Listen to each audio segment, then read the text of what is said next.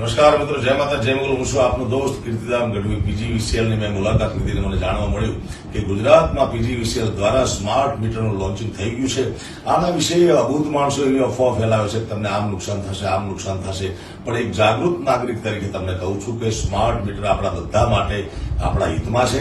એમાં જરાય ગફલતમાં રહેશો નહીં, કોઈ પણ ખોટી અફવાઓથી દૂર રહેજો. અને સ્માર્ટ મીટર તમારા મોબાઈલથી પણ કનેક્ટ છે. મોબાઈલ સ્માર્ટ થઈ ગયો, તમે સ્માર્ટ થઈ ગયા, દુનિયા આખી સ્માર્ટ થઈ ગઈ, તો આપણું મીટર કેમ સાદું રહેવું જોઈએ. એટલા માટે તમને કરબદ્ધ પ્રાર્થના કરું છું કે તમે જાગૃત નાગરિક તરીકેની ફરજ બજાવો અને સ્માર્ટ મીટર અપનાવો. કારણ કે એનું કનેક્શન તમને તમારા સીધા મોબાઈલમાં તમને જોવા મળશે. તમે કેટલા યુનિટ વપરાયા છે, કેટલો બિલ થાય, બધો હિસાબ તમે સાચો કરી શકશો. માટે તમને કરબદ્ધ પ્રાર્થના છે કે ખોટી અફવાઓથી દૂર રહીએ અને સ્માર્ટ મીટર અપનાવીએ. ધન્યવાદ. સ્માર્ટ મીટરના ફાયદા હોય કે ન હોય એ મને ખબર નથી, પરંતુ ગુજરાતના સાહિત્ય કલાકાર કીર્તિદાનભાઈ ગઢવીનો વિડીયો ગઈકાલના દિવસમાં એક વાયરલ થયો.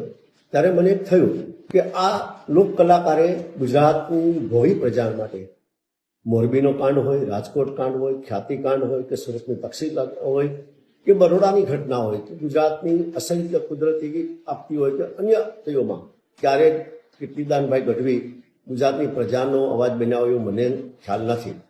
જેથી કરીને હું કીર્તિદાનભાઈ ગઢવીને હું વિનંતી કરું છું, પ્રજાએ તમને એક સાહિત્યકાર બનાવ્યા છે અને પ્રજાનો અવાજ બનવાને બદલે માત્ર સરકારની ભાઠાઈ કરવી એ ખરેખર અયોગ્ય મને દેખાય છે. પ્રજાનો અવાજ બનવો જોઈએ, પ્રજાની પડખે ઊભું રહેવું જોઈએ.